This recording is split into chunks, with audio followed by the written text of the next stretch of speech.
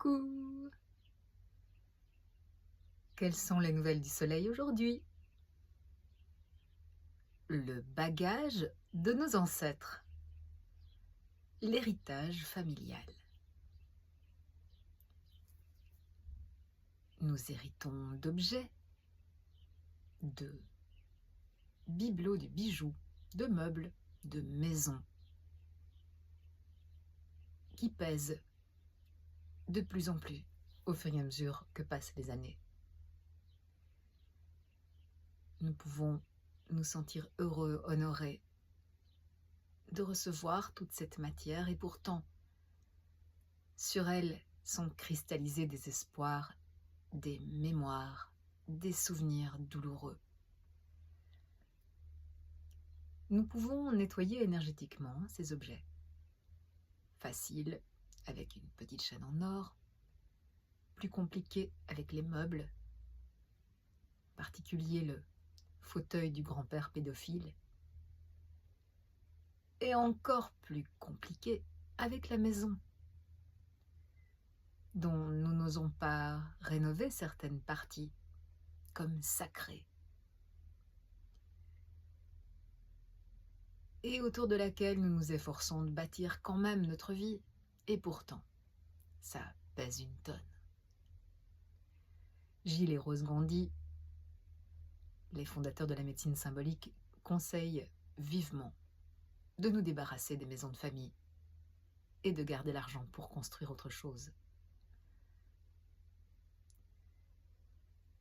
Georges Abrassard, psychanalyste célèbre avec qui j'ai eu la joie de suivre des cours de psychologie, disait « Le premier héritage de nos parents, ce sont leurs névroses. » Ça va au-delà de cela. Le transgénérationnel, la psychogénéalogie. Vous connaissez des histoires probablement de femmes violées à 14 ans, dont la fille également violée à 14 ans, ignorait pourtant tout de l'histoire de sa mère.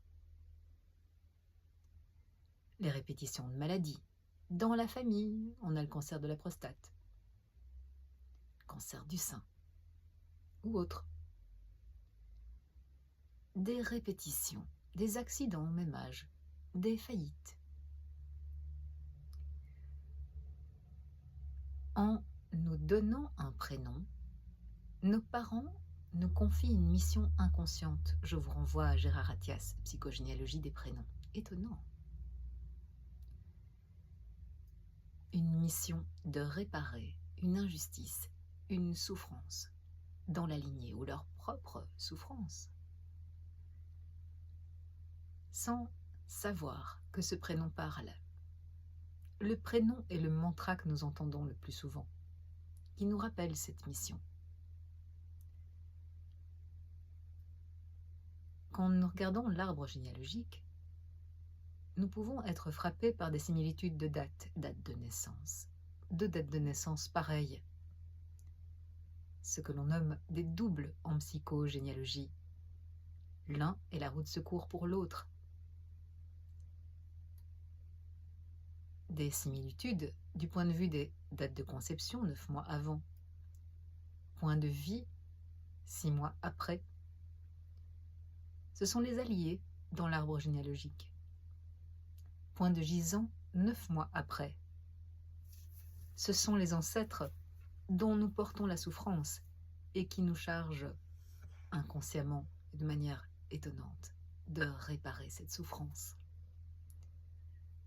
Il y a une série d'indices cliniques pour un gisant.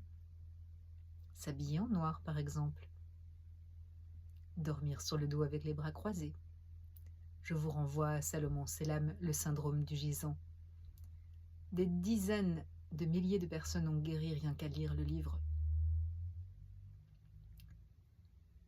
Nous pouvons aussi pratiquer les constellations familiales. Mettre en scène les relations familiales. Choisissez judicieusement votre constellateur. Par le champ énergétique qui se met en place, nous comprenons nos relations familiales et pouvons agir, transformer, modifier, prendre du recul, dissoudre. Il est essentiel de nous pacifier avec notre lignée si nous voulons devenir vraiment nous-mêmes.